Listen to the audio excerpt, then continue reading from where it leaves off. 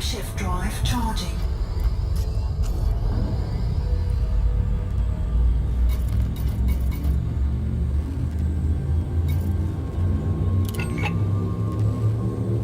Ramtar searching for new... 4, 3, 2,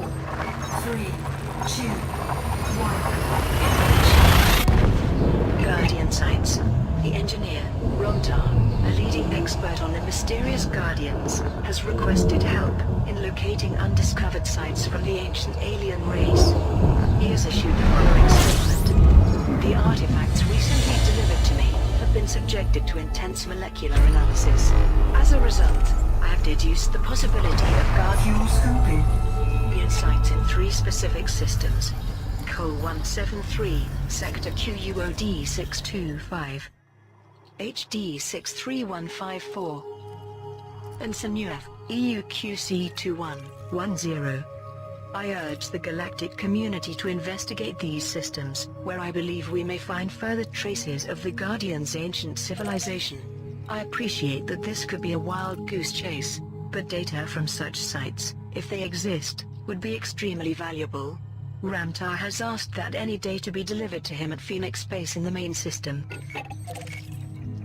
Thargoids targeting Aegis laboratories. Analytical reports released by Aegis Fuel scoping complete.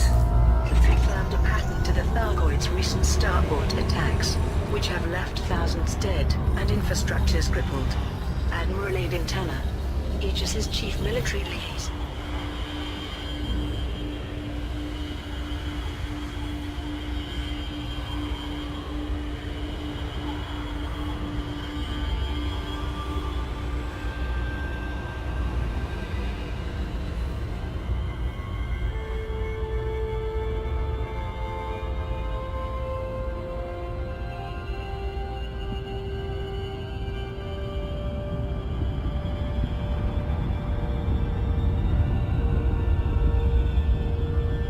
Advisor voiced additional concerns.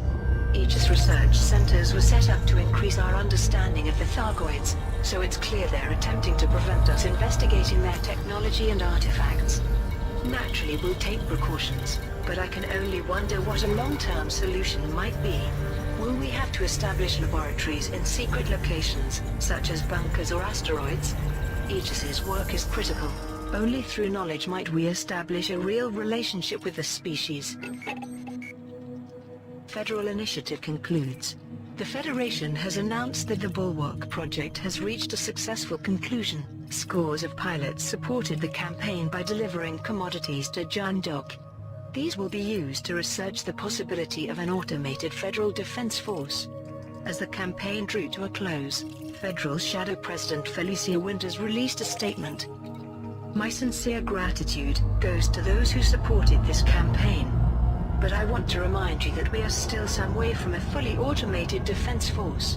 The Bulwark project's initial remit is simply to establish the economic and military feasibility of such an enterprise. Meanwhile, opponents have continued to voice concerns that it could lead to the development of artificial intelligence, which is outlawed throughout the galaxy. Pilots who contributed to the initiative can now collect their rewards from Jandok in the Momoy-Ren system. Anti-Thargoid operation. Following the success of last month's Federal Imperial operation in the HIP 17692 system, the 2 superpowers have once again joined forces to combat the Thargoids. This time, the operation will focus on the Pleiades Sector OITC-37 and Aratis Sector XEZ-B4 systems, where large concentrations of Thargoid ships have been reported. The purpose of the 2-pronged operation is to reduce the Thargoid presence in Pleiades Sector OITC-37 and to recover black boxes and personal effects from Thargoid attack sites in Aratis Sector XEZ-B4. The former initiative is being overseen by the Merope Expeditionary Fleet, while the latter is being coordinated by the Pleiades Resource Enterprise. Pilots who support these operations will be eligible for substantial rewards. Admiral Denton Patrias launched the campaign with the following statement. We know that militias of experienced combat pilots are particularly effective against the Thargoids, but we must not be complacent. Our enemies are formidable, and we underestimate them at our peril. The campaign campaign begins on the 22nd of February 3304, and will run for 1 week. If the final target is met earlier than planned, the campaign will end immediately. Generation Ships. Continuing our popular series on significant episodes from human history, noted historian Simikal Hana discusses generation ships. Before the development of faster-than-light travel, colonizing distant star systems was a profoundly difficult proposition. For the people of the 21st century, the answer was the generation ship. These vast interstellar arcs, equipped with everything needed to sustain human life, were crewed by multiple successive generations, pioneers who were born, lived, and died aboard a starship. The first generation ship was launched in 2097, and in the centuries that followed, many more set off into the vastness of space. Most of these ambitious expeditions were funded by large corporations, and the penalties for interfering with them were severe, given the enormous cost of mobilizing them. At the time of writing, there are believed to be somewhere in the region of 70,000 generation ships coursing through the galaxy. The approximate location of most of these ships has been calculated, but not all are accounted for. Many of the corporations that funded the original generation ships have now been dissolved, or assimilated by other organizations, so it is difficult to determine exactly who is responsible for some of these vessels. It has been theorized that some of the original generation ships may soon reach their destinations, but since not all of those destinations are known, it is entirely possible that they could have been colonized while the generation ships were in transit. We can only hope the powers that be have a contingency strategy for such a scenario. The origin of the Pilots Federation. Continuing our popular series on significant episodes from human history, noted historian Simikal Hana discusses the foundation of the Pilots Federation. The Pilots Federation was established in 2805 in response to a surge in private starship ownership. It was created principally to allow pilots to share reliable trade route information Orbital flight engaged. and to provide them with a system of mutual protection against the rising scourge of interstellar piracy. At the time, independent pilots were generally mistrusted, the itinerant nature of their profession giving rise to perceptions of irresponsibility. The Pilots Federation's strict code of conduct puts an end to this, and over time a galaxy-wide respect for its members emerged. As piracy became more prevalent, the Pilots Federation started issuing bounties on known pirate vessels. Some of those outside the organization condemned the initiative as bloodthirsty, but few were able to argue with the impact it had on piracy.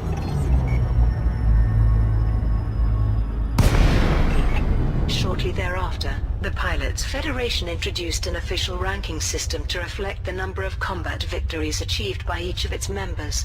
Pilots who accumulated the largest number of kills were awarded the title of Elite, a citation that became highly coveted among independent pilots. The Pilots Federation derives the bulk of its wealth from the Galnet data network. Originally a system of ship bounty and star chart data, it evolved into an interstellar aggregator of market information and galactic news. By 3300, the Pilots Federation was not only the dominant provider of this information, it was also the main manufacturer of the hardware and software serving this data. Today, Pilots Federation systems are fitted as standard on virtually all independent starships. In 3290, the Pilots Federation expanded its ranking system to encompass the fields of trade and exploration. In 3301 it expanded it again, to include pilots who had distinguished themselves in the close quarters combat championships. The Pilots Federation has always remained politically neutral, avowing that it exists to support pilots, rather than nationalities or political factions. The organization is based in the Shinrata Desra system, which can be accessed only by invitation. Receiving an invitation is typically dependent on achieving a high rank in the Pilots Federation. This stipulation has contributed to perceptions of the organization as secretive, a perception compounded by the fact that the Pilots Federation has very little direct interaction with the public. Landing gear deployed. Hyperspace. Continuing our popular series on significant episodes from human history, noted historian Simikal Hana discusses the development of the hyperdrive. Hyperspace technology originated in the early 22nd century. But it wasn't until the 2800s that consumer ships began to take advantage of it. The first commercially available hyperspace system was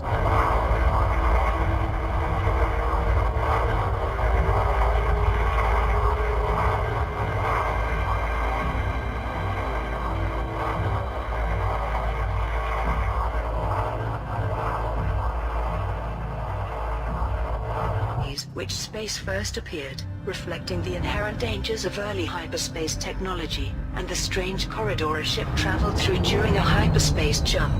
Some even believed which space was haunted by ghosts of ships that went into far away and didn't come out again. It is certainly true that a number of ships never reached their destinations. The original hyperdrives were powered by a fuel known as Quirium, the formula for which was a closely guarded secret. When this formula was lost, the hyperspace industry suffered a major setback. A number of different drives strove to fill the void left by the Quirium drives, but it was the Type 2B that proved most popular. Unfortunately, ships Low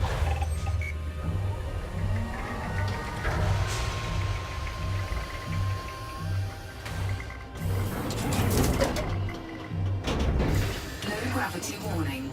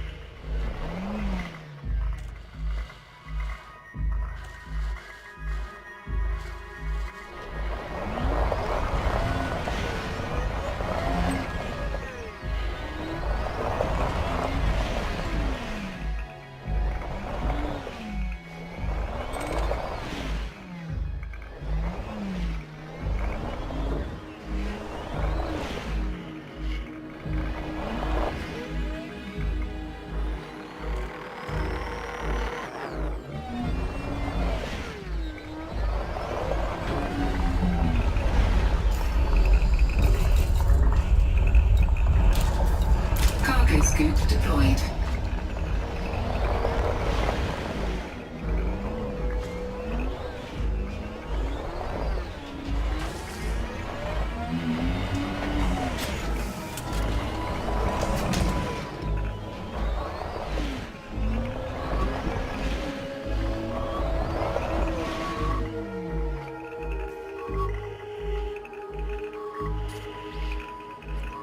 Ship dismissed.